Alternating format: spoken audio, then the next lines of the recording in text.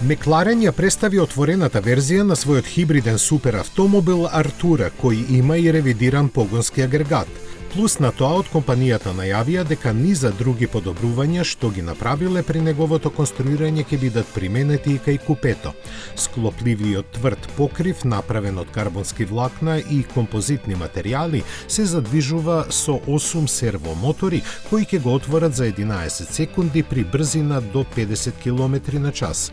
Неговиот механизам додаде 62 килограми, но британските инженери се горди што Спајдерот има рекордно ниска тежина во сегментот.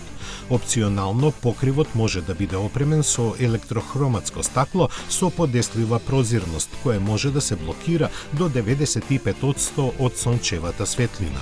За подобрено ладање, задниот дел има оптимизирани аеродинамични елементи.